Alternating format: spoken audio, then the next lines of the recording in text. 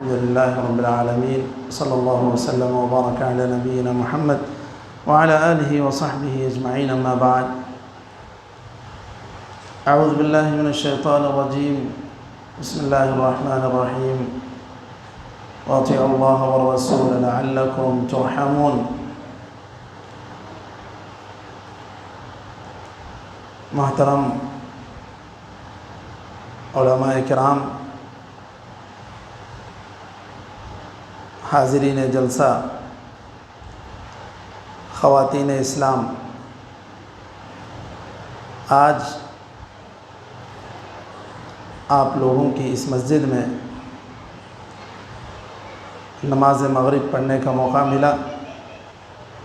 یہ اللہ تعالیٰ کا بڑا شکر و احسان ہے کہ اللہ تعالیٰ نے اس گاؤں میں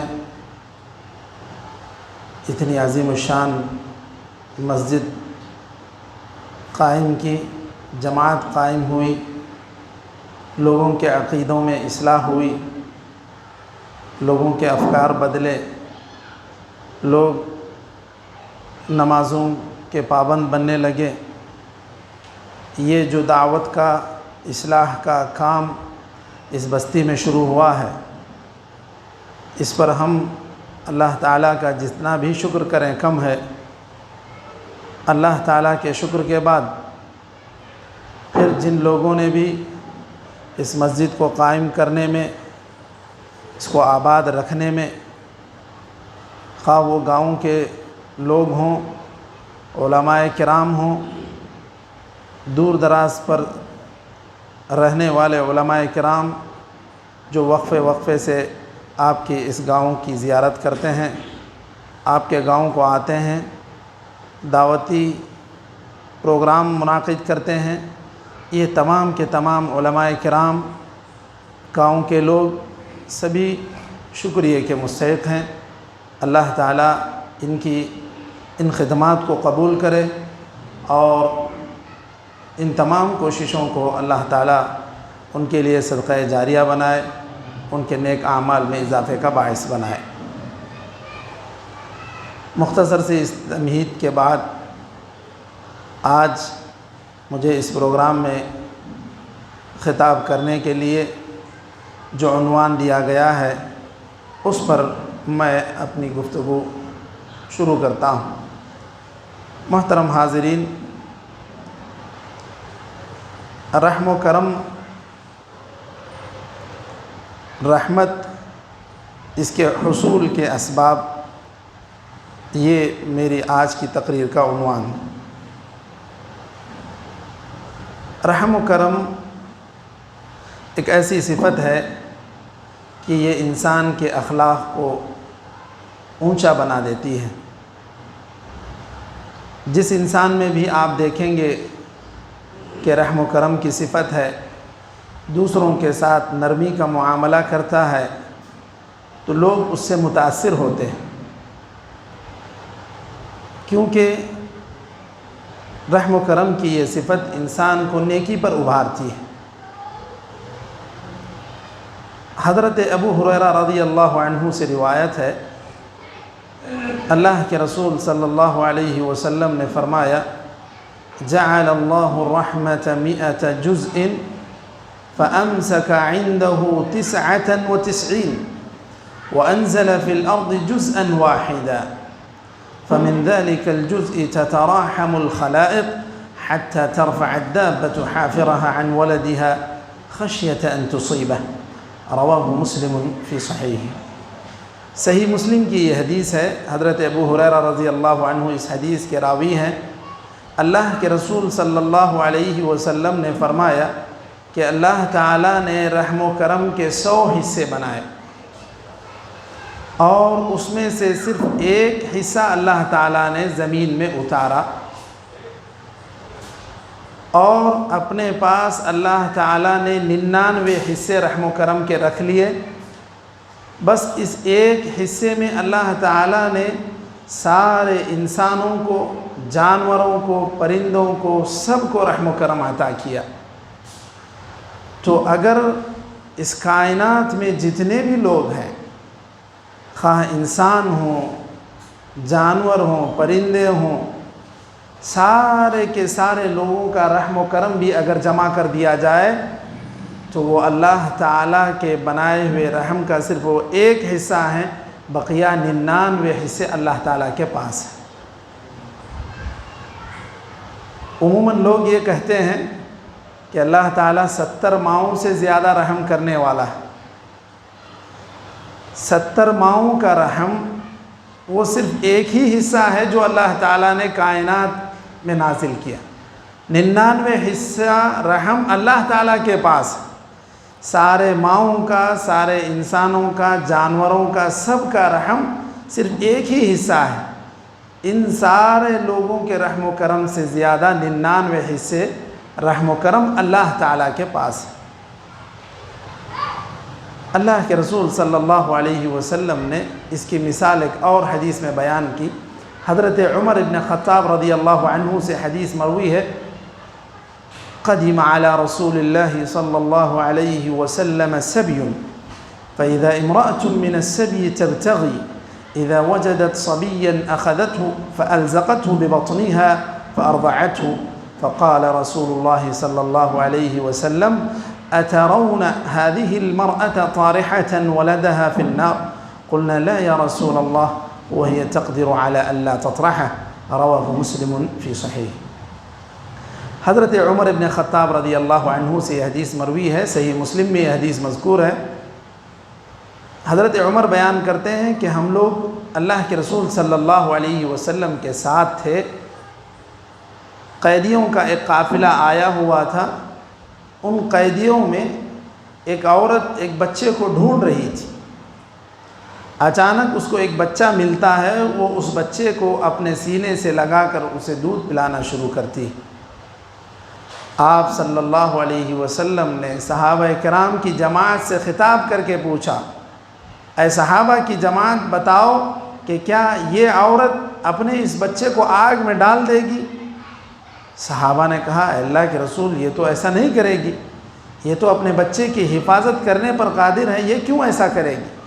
تو آپ صلی اللہ علیہ وسلم نے فرمایا، فَاللَّهُ أَرْحَمُ بِعِبَادِهِ مِنْ هَذِهِ بِوَلَدِهَا، کہ اللہ تعالیٰ یہ جو عورت اپنے بچے پر رحم کھا رہی ہے اس سے کہیں زیادہ رحم کھانے والا اللہ تعالیٰ ہے۔ اپنے بندوں پر اللہ تعالیٰ اس ماں سے کئی گنا زیادہ رحم کھانے والا ہے، جتنا تم اس ماں کو دیکھ رہے ہو کہ وہ اپنے بچے کو اپنے قریب کر رہی ہے، اپنے دل سے لگا رہی ہے۔ تو آپ اللہ کے رحم و کرم کا اندازہ نہیں کر سکتے، اتنا وسیع رحم۔ اللہ تعالیٰ نے فرمایا، فرشتوں کا حال بیان کرتے ہوئے، فرشتے یہ دعا کرتے ہیں، اے اللہ کائنات میں جتنی ساری چیزیں ہیں ان ساری چیزوں کو تو نے اپنے علم سے، اپنے رحم و کرم سے گھیر لیا ہے۔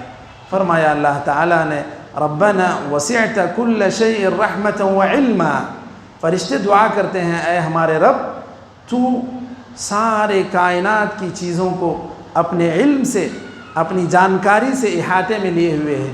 دنیا میں کسی بھی جگہ کیا ہو رہا ہے یہ اللہ کے علم میں ہے، اور ان ساری چیزوں کو اللہ تعالیٰ نے اپنے رحم و کرم سے گھیر رکھا ہے، ورنہ یہ کائنات ایک وقفے، ایک لمحے کے لیے بھی نہیں رک سکتی۔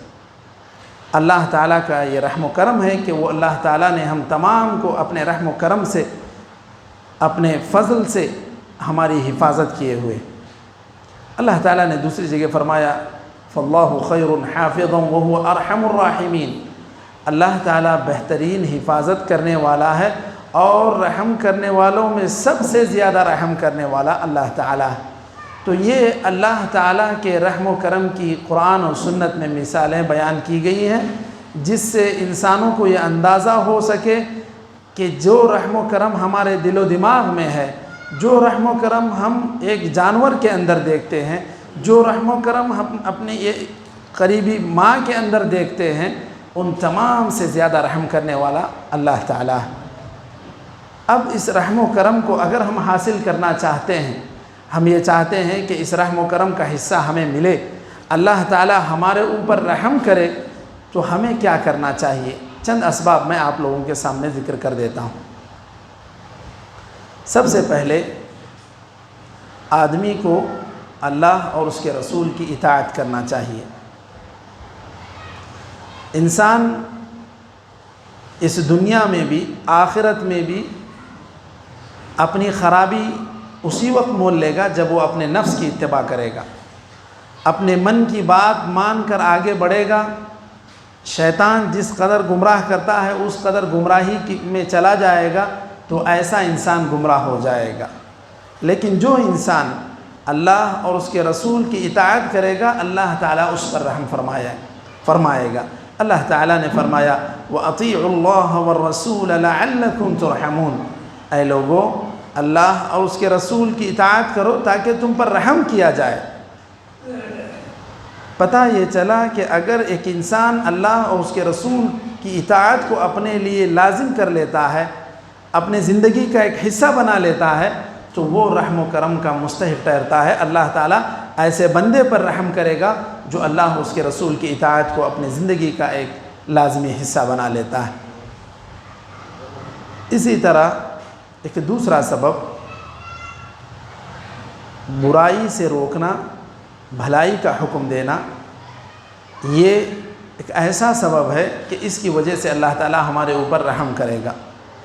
فرمایا اللہ تعالیٰ نے سورہ توبہ میں والمؤمنون والمؤمنات بعضهم اولیاء بعض یأمرون بالمعروف وینہون عن المنکر ویقیمون الصلاة ویؤتون الزکاة ویطیعون اللہ ورسولہ اولئک سیرحمهم اللہ ان اللہ عزیز حکیم۔ مومن مرد، مومن عورتیں آپس میں ایک دوسرے کے دوست ہیں۔ اچھا، اس دوستی کا تقاضا کیا ہے؟ اللہ تعالیٰ نے جب مومنوں کو آپس میں ایک دوسرے کا دوست بنایا ہے تو اس دوستی کا تقاضا کیا ہے؟ فرمایا اللہ تعالیٰ نے یأمرون بالمعروف، بھلائی کا حکم دیتے ہیں۔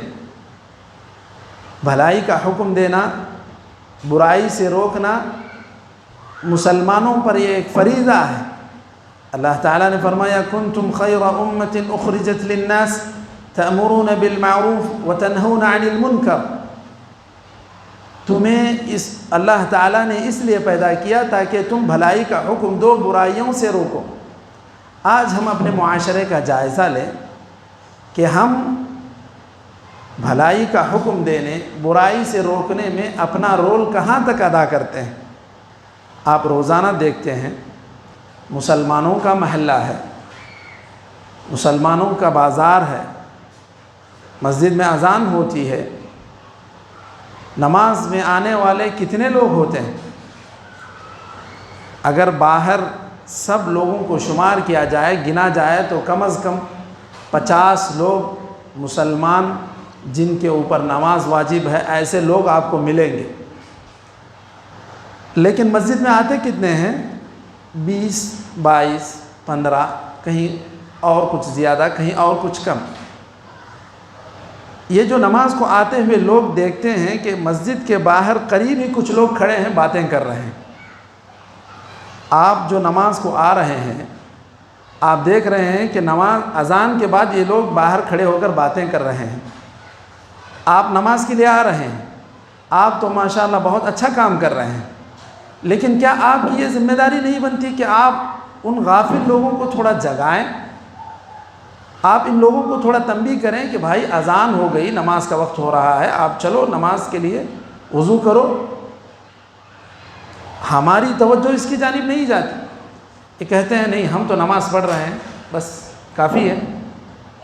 اللہ تعالیٰ کے پاس آپ سے پوچھا جائے گا۔ بھلائی کا حکم دینا یہ آپ کی ذمہ داری تھی، آپ نے کیوں نہیں ادا کی؟ آپ نماز پڑھ رہے ہیں تو آپ اپنے بھائی کو بھی نماز کے لیے ابھاریے، نماز کے لیے اس کو مسجد میں لائیے، اس کو یاد دلائیے کہ نماز کا وقت ہو گیا ہے۔ اگر آپ اس کو نہیں جگاتے ہیں، آپ اس کو بلاتے نہیں ہیں، تو آپ اللہ تعالیٰ کے پاس پوچھے جائیں گے۔ آپ نے اگر اس کو بلایا، وہ نہیں آیا، تو آپ کو اللہ تعالیٰ کے پاس ثواب ملے گا اس وجہ سے کہ آپ نے اس کو نماز کے لیے بلایا۔ اگر وہ نماز کے لیے نہیں بھی آتا ہے تو پھر وہ اللہ تعالیٰ کے پاس اپنا جواب دے گا، لیکن آپ اللہ تعالیٰ کے پاس چھوٹ جائیں گے۔ لوگوں نے ایک معمول بنا لیا، لوگ کہتے ہیں میں اس کو کئی سال سے جانتا ہوں، یہ کبھی نماز نہیں پڑھتا۔ کئی سال سے آپ جانتے ہیں کہ نماز نہیں پڑھتا ہے، لیکن آپ کتنے سال ہو گئے کہ ان کو دعوت دی آپ نے کتنے مرتبہ اس کو دعوت دی؟ آپ اپنی ذمہ داری ادا نہیں کریں گے، بس صرف دوسروں پر ملامت کریں گے تو اس کا کیا فائدہ ہوگا؟ مومن ہونے کا تقاضا یہ ہے کہ آپ بھلائی کا حکم دیں۔ اسی طرح آپ دیکھتے ہیں کہ بہت سارے لوگ برائی کے کاموں میں مبتلا رہتے ہیں، غلط کاموں میں مبتلا رہتے ہیں۔ آپ یہ کہہ کر کہ ان لوگوں سے کون منہ لگے گا، کون ان کے ساتھ ٹینشن مول لے گا، یہ کہہ کر آپ دور ہو جائیں گے۔ آج ایک برائی ہو رہی، کل کے دن ایک اور برائی ہوگی، اس کے بعد ایک اور برائی جنم لے گی، معاشرے میں برائیاں پنپیں گی، برائیاں بڑھیں گی۔ جب معاشرے میں پوری طرح برائیاں ہی پھیل جائیں گی تب معاشرہ پوری طرح تباہی کی طرف جانے لگے گا۔ سب سے پہلے جب آپ ایک غلطی کو دیکھتے ہیں تو آپ کی ذمہ داری ہے کہ آپ اس کو جس قدر طاقت رکھتے ہیں روکیں۔ اگر آپ کے پاس اتنی طاقت ہے کہ آپ اس کو ہاتھ سے روک سکتے ہیں تو ہاتھ سے روکیں۔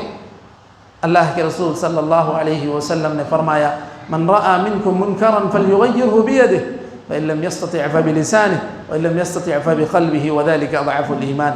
اگر آپ ہاتھ سے روک سکتے ہیں تو ہاتھ سے روکیں۔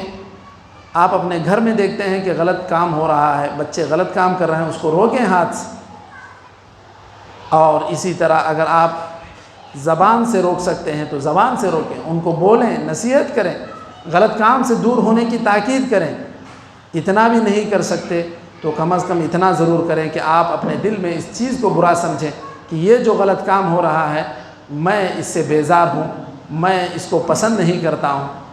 اگر آپ ہاتھ سے روکنے، زبان سے بولنے کی طاقت نہیں رکھتے تو کم از کم آپ دل میں برا سمجھیں۔ تو جو لوگ برائی سے روکیں گے، بھلائی کا حکم دیں گے، اللہ تعالیٰ نے فرمایا ساتھ ہی ساتھ نمازوں کے پابند ہوں گے۔ وَيُقِيمُونَ الصَّلَاةَ وَيُؤْتُونَ الزَّكَاةَ، نماز کے پابند ہوں گے، نماز قائم کریں گے اور زکوٰۃ ادا کریں گے۔ وَيُطِيعُونَ اللَّهَ وَرَسُولَهُ، اللہ اس کے رسول کی اطاعت کریں گے۔ أُولَئِكَ سَيَرْحَمُهُمُ اللَّهُ، اتنے کام اگر آپ کریں گے تو اللہ تعالیٰ آپ پر ضرور رحم فرمائے گا۔ اس ایک آیت میں اللہ تعالیٰ نے کئی کام بتلائے، بھلائی کا حکم دینا، برائی سے روکنا، نماز قائم کرنا، زکوٰۃ ادا کرنا، اللہ اور اس کے رسول کی اطاعت کرنا، یہ 5 کام بتلائے گئے ہیں۔ اگر آپ یہ 5 کام کرتے ہیں تو اللہ تعالیٰ کے رحم و کرم کے آپ مستحق ہیں۔ اللہ تعالیٰ آپ پر رحم و کرم کرے گا، اللہ تعالیٰ آپ پر رحم فرمائے گا۔ اسی طرح ایک اور سبب اللہ تعالیٰ کے رحم و کرم کا مستحق ہونے کے لیے بندوں پر رحم کرنا۔ سنن ترمذی کی حدیث ہے، حضرت عبداللہ بن عمرو بن العاص رضی اللہ عنہما اس حدیث کے راوی ہیں۔ فرمایا اللہ کے رسول صلی اللہ علیہ وسلم نے الراحمون یرحمهم الرحمن ارحموا من فی الارض یرحمکم من فی السماء، لوگوں جو لوگ رحم کرتے ہیں اللہ تعالیٰ ان پر رحم فرماتا ہے۔ تم لوگ زمین والوں پر رحم کرو، اللہ تعالیٰ جو آسمانوں میں ہے وہ تم پر رحم فرمائے گا۔ آج ہم اپنا جائزہ لیں، کیا ہم لوگوں کے ساتھ رحم و کرم کا معاملہ کرتے ہیں کہ ہم اللہ تعالیٰ کے رحم کے مستحق ٹھہریں؟ ہمارا معاملہ ایسا ہے کہ ہم لوگوں کے ساتھ بہت سختی سے نمٹتے ہیں۔ چھوٹی سی بات ہوئی، ہمارے پاس طاقت ہے، بولنے کا ملکہ ہے، ہمارے پاس پاور ہے، تو ہم اس کا پورا فائدہ اٹھاتے ہیں اور سامنے والے کو پوری سختی سے اس کا جواب دیتے ہیں، اور پھر ہم یہ سوچتے ہیں کہ اللہ تعالیٰ ہم پر رحم کرے گا۔ حدیث میں یہ بات واضح طور پر کہی گئی، ارحموا من فی الارض یرحمکم من فی السماء، لوگوں تم زمین والوں پر رحم کرو تو اللہ تعالیٰ تم پر رحم فرمائے گا۔ اگر ہم یہ چاہتے ہیں کہ اللہ تعالیٰ ہم پر رحم کرے تو ہمیں چاہیے کہ ہم لوگوں کے ساتھ رحم و کرم کا معاملہ کریں۔ اسی طرح لوگوں کے ساتھ رحم و کرم کا معاملہ کرنے کے بعد خاص طور پر ایسے کچھ مواقع ہیں جہاں پر رحم و کرم کا خاص مظاہرہ کرنا چاہیے۔ مثلا جو نوکر ہیں ہمارے ساتھ، خواہ وہ ہمارے کھیتوں میں ہمارے ماتحت کام کرتے ہوں، ہماری کمپنی میں کام کرتے ہوں، ہمارے دکان میں کام کرتے ہوں، ہمارے گھروں میں کام کرتے ہوں، تو جو لوگ ہمارے ماتحت کام کرنے والے ہیں ان کے ساتھ رحم و کرم کا معاملہ رکھنا چاہیے۔ حضرت انس رضی اللہ عنہ بیان کرتے ہیں، خدمت رسول اللہ صلی اللہ علیہ وسلم 10 سنین فما قال لي اف قط وما قال لي لشيء صنعته لما صنعته ولا لشيء تركته لما تركته۔ صحیح مسلم کی حدیث ہے، حضرت انس رضی اللہ عنہ بیان کرتے ہیں، میں نے اللہ کے رسول صلی اللہ علیہ وسلم کی 10 سال خدمت کی، یعنی آپ صلی اللہ علیہ وسلم کے پاس صبح شام حضرت انس رہا کرتے تھے، خدمت کیا کرتے تھے، تو آپ صلی اللہ علیہ وسلم کا معاملہ اپنے ایک خادم کے ساتھ، نوکر کے ساتھ اتنا اچھا تھا کہ 10 سال کی زندگی کا معاملہ بیان کرتے ہیں کہ آپ صلی اللہ علیہ وسلم کی خدمت میں نے 10 سال گزارے، تو آپ صلی اللہ علیہ وسلم نے کبھی ایسے نہیں کہا کہ بھائی یہ کام کرنا چاہیے تھا آپ کو، آپ نے ایسا کیوں کیا؟ اگر میں نے کوئی کام نہیں کیا تھا تو آپ نے یہ نہیں پوچھا وہ کیوں نہیں کیا، یہ کیوں کیا؟ اور آپ صلی اللہ علیہ وسلم نے کبھی ان سے اف تک نہ کہا۔ یہ اللہ کے رسول صلی اللہ علیہ وسلم کا معاملہ ہے اپنے ماتحت کام کرنے والوں کے ساتھ، نوکروں کے ساتھ۔ آپ اپنی زندگی میں جائزہ لیں کہ کیا ہم ایسا ہی معاملہ کرتے ہیں جیسے اللہ کے رسول صلی اللہ علیہ وسلم حضرت انس رضی اللہ عنہ کے ساتھ معاملہ کیا کرتے تھے؟ کتنی گالیاں لوگ بکتے ہیں، جو اپنے ماتحت کام کرنے والا ہے اس کو کوئی قیمت، کوئی حیثیت اس کی نہیں، اس کو جیسے منہ میں آئے اس کو ایسے بک کے اس کو ذلیل کرنے کی کوشش کرتے ہیں۔ یاد رکھیے اللہ تعالیٰ نے آج اس کو آپ کے ماتحت رکھا ہے، یہ بھی ممکن ہے کہ کبھی حالات بدلیں تو آپ کسی اور کے ماتحت ہو جائیں۔ یہ اللہ تعالیٰ ان ساری چیزوں پر قادر ہے، اللہ تعالیٰ ان ساری چیزوں کی طاقت رکھتا ہے۔ اللہ کے رسول صلی اللہ علیہ وسلم نے جہاں نوکروں کے ساتھ بہت ہی اچھا رحم و کرم کا معاملہ کیا، وہیں اللہ کے رسول صلی اللہ علیہ وسلم کا معاملہ غلاموں کے ساتھ بھی اتنا ہی اچھا تھا۔ ایک مرتبہ ایک صحابی حضرت ابو مسعود البدری رضی اللہ عنہ وہ کہتے ہیں کہ میں اپنے ایک غلام کو مار رہا تھا، كنت اضرب غلاما لي بالصوت فسمعت صوتا خلفي فلم افهم الصوت من الغضب فلما دنا فاذا هو رسول الله صلى الله عليه وسلم واذا هو يقول اعلم ابا مسعود ان الله اقدر عليك منك على هذا الغلام۔ نبی کریم صلی اللہ علیہ وسلم کے ایک صحابی حضرت ابو مسعود البدری رضی اللہ عنہ بیان کرتے ہیں کہ میں ایک مرتبہ اپنے ایک غلام کو مار رہا تھا، میں نے اچانک ایک آواز پیچھے سے سنی، میں نے غصے کی وجہ سے اس آواز کو نہیں پہچانا، لیکن جب وہ قریب ہوئے تو میں نے پہچان لیا کہ اللہ کے رسول صلی اللہ علیہ وسلم ہیں جو مجھے تنبیہ کر رہے ہیں۔ آپ صلی اللہ علیہ وسلم کو میں نے جیسے ہی سنا، پہچان لیا، میں نے کہا اللہ کے رسول یہ غلام اللہ کی رضا کے لیے میں آزاد کر دیتا ہوں۔ آپ صلی اللہ علیہ وسلم نے فرمایا اما لو لم تفعل لفحتك النار، اے ابو مسعود اگر تم ایسا نہ کرتے، تم اس غلام کو آزاد نہ کرتے تو جہنم کی آگ تمہیں اپنی چپیٹ میں لے لیتی۔ اللہ کے رسول صلی اللہ علیہ وسلم کے پاس ایک آدمی آیا، اس نے کہا اے اللہ کے رسول میں اپنے نوکر کو ایک دن میں کتنی مرتبہ معاف کروں؟ کم اعفو عن الخادم، اپنے نوکر کو ایک دن میں کتنی مرتبہ معاف کروں؟ آپ صلی اللہ علیہ وسلم نے فرمایا کل یوم 70 مرہ، ایک دن میں آپ کو اپنے نوکر کو 70 مرتبہ معاف کرنا چاہیے۔ آپ اپنا جائزہ لے کر دیکھیں کہ کیا اپنے نوکر کو آپ 1 یا 2 یا 3 مرتبہ سے زیادہ میں کبھی معاف کیے ہیں یا نہیں کیے ہیں؟ اللہ کے رسول صلی اللہ علیہ وسلم یہاں تو بتلا رہے ہیں کہ 70 مرتبہ معاف کرنا چاہیے۔ سنن نبی داؤد کی حدیث ہے، صحیح الترغیب میں موجود ہے، شیخ البانی نے اس حدیث کو صحیح قرار دیا۔ محترم حاضرین، رحم و کرم کا معاملہ صرف انسانوں کے ساتھ نہیں بلکہ اسلام نے رحم و کرم کا معاملہ جانوروں کے ساتھ بھی کرنے کا حکم دیا۔ اللہ کے رسول صلی اللہ علیہ وسلم نے ایک عورت کا حال بیان کیا کہ وہ عورت غلط کاری میں مبتلا تھی، غلط کام کیا کرتی تھی، لیکن اس نے ایک مرتبہ ایک کتے کے ساتھ رحم و کرم کا معاملہ کیا، اس کو پانی پلایا، اللہ تعالیٰ کو یہ ادا اس قدر پسند آئی کہ اللہ تعالیٰ نے اس عورت کو معاف کر دیا، غلط کاموں میں مبتلا ہے، لیکن ایک کتے کو اس نے پانی پلایا، ایک جانور پر اس نے رحم کیا، تو اللہ تعالیٰ نے اس عورت پر رحم کیا جو غلط کاموں میں مبتلا تھی، اور اللہ تعالیٰ نے اس کو معاف کر دیا۔ تو اتنی بڑی فضیلت ہے جانوروں کے ساتھ بھی اگر ہم رحم و کرم کا معاملہ کرتے ہیں۔ اس کے برعکس صحیح مسلم میں ہی ایک عورت کا تذکرہ ہوا کہ وہ عورت ایک جانور کو، ایک بلی کو پال کر رکھی تھی، اس نے اس کو باندھ کر رکھا، نہ وقت پر کھانا دیا نہ وقت پر پانی دیا،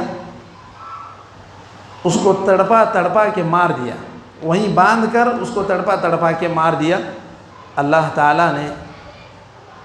تعالیٰ کو یہ بات اس قدر ناراض کر گئی اور اس قدر یہ بات ناپسندیدہ ہوئی کہ اللہ تعالیٰ نے اس عورت کو جہنم میں داخل کر دیا۔ ایک بلی جس کی کوئی حیثیت نہیں، ہم سمجھتے ہیں کہ یہ کیا ہے، یہ تو ہمارے ماتحت ہے، لیکن اللہ تعالیٰ نے ان کے ساتھ بھی رحم و کرم کا معاملہ کرنے کا حکم دیا۔ جیسے کہ ابھی میں نے ذکر کیا، ایک عورت پانی پلاتی ہے کتے کو، جنت میں چلی جاتی ہے، ایک عورت بلی کو باندھ کر رکھتی ہے تو وہ جہنم میں چلی جاتی ہے۔ آج ہم ذی الحجہ کے مہینے میں داخل ہو چکے ہیں اور ہم اس وقت جانور، قربانی کے جانور دیکھ رہے ہیں، خرید رہے ہیں۔ ہمیں چاہیے کہ ہم جب قربانی کے جانور خریدتے ہیں تو ان کے ساتھ بھی اچھا معاملہ کریں۔ ایسا نہیں ہے کہ یہ قربانی کا جانور کٹنے والا ہے تو اب اس کو جیسے بھی ہم اس کی دیکھ ریکھ کریں، ہم پر کون ہم کو پوچھنے والا ہے، ایسی بات نہیں۔ صحابہ کرام بیان کرتے ہیں کہ ہم تو اپنے جانوروں کو خرید کر ان کو کھلا پلا کے موٹا کیا کرتے تھے، تو اس جانور کے چارے کا، پانی کا، ہر چیز کا خیال رکھیں تاکہ اللہ تعالیٰ کے رحم و کرم کے ہم مستحق ٹھہریں۔ یہ عید قربان میں اللہ کے رسول صلی اللہ علیہ وسلم نے جو بھی احکام دیے ہیں، جن سے اسلام کے رحم و کرم کا پتہ چلتا ہے، نبی کریم صلی اللہ علیہ وسلم نے یہ ہدایت دی کہ ایک جانور کو دوسرے جانور کے سامنے ذبح نہ کیا جائے، کیونکہ آپ اس جانور کو تکلیف دے رہے ہیں۔ آپ ایک جانور کو دوسرے جانور کے سامنے ذبح کرتے ہیں تو گویا کہ اس کو تکلیف ہوتی ہے، اسی لیے اللہ کے رسول صلی اللہ علیہ وسلم نے منع کیا کہ اس کو ایک جانور کے سامنے دوسرے جانور کو ذبح نہ کیا جائے، اس کے سامنے چھری تیز نہ کی جائے۔ یہ سارے اسلام کے رحم و کرم کے تعلیمات ہیں، ہمیں ان ساری تعلیمات کو اپنانا چاہیے اور ان پر عمل کرنا چاہیے تاکہ ہم اللہ تعالیٰ کے رحم و کرم کے مستحق ٹھہریں اور اللہ تعالیٰ ہمارے ساتھ رحم و کرم کا معاملہ کرے۔ میں انہی چند باتوں پر اپنی بات کو ختم کرتے ہوئے اللہ تعالیٰ سے دعا گو ہوں کہ اللہ تعالیٰ ہمیں کئی ہوئی باتوں پر عمل کرنے کی توفیق عطا فرمائے۔ وآخر دعوانا ان الحمد للہ رب العالمین۔ آخر میں یہاں کے امام و خطیب